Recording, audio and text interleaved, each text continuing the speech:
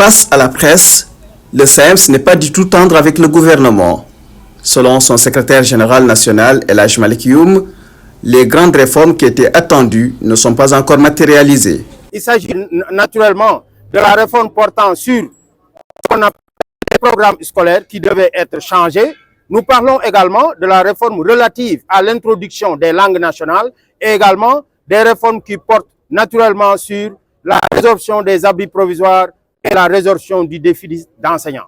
Aujourd'hui, nous constatons que ce sont des mesures cosmétiques qui ont été prises, qui portent notamment sur ce qu'on appelle déjà l'introduction de l'anglais ou également les mesures qui portent sur la création des LINAC, alors qu'en place, nous attendions à la place de ces mesures cosmétiques à des mesures beaucoup plus ardues, beaucoup plus approfondies, qui correspondent naturellement aux aspirations profondes quand même de toute la communauté éducative du Sénégal. Le SAEMS invite l'État à prendre en charge les préoccupations des syndicats, particulièrement celles du G7, c'est-à-dire mettre en œuvre le protocole d'accord de février 2022. Aujourd'hui, il est obligatoire pour le régime actuel quand même d'aller vers la prise en charge des préoccupations profondes qui ont été déclinées par les centrales, qui ont été déclinées également par les syndicats de branche. Et nous pensons qu'aussi, depuis quelques années, tout le monde peut témoigner que tout le monde syndical a accepté de taire toutes les divergences, a accepté aussi de se mettre dans une position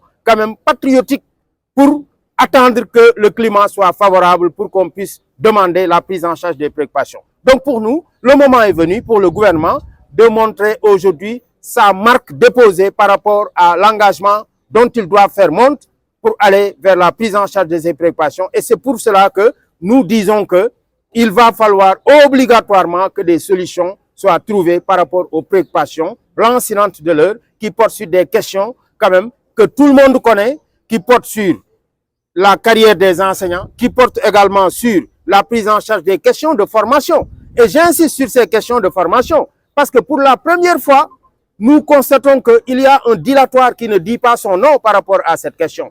Nous savons que chaque année, il y a des enseignants qui doivent bénéficier d'une formation au niveau des différentes structures de formation. Et si nous constatons aujourd'hui le statu quo qu'il y a par rapport à ces cibles qui doivent être formées, mais c'est du jamais vu parce que cela est également inacceptable.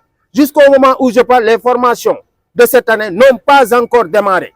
Et ce dilatoire-là, c'est à cause du manque de rigueur que nous avons noté de la part du ministère de l'Éducation nationale, mais également du ministère de la formation professionnelle. Le syndicat autonome des enseignants du moyen et secondaire, le SAEMS, brandit dans la foulée la menace.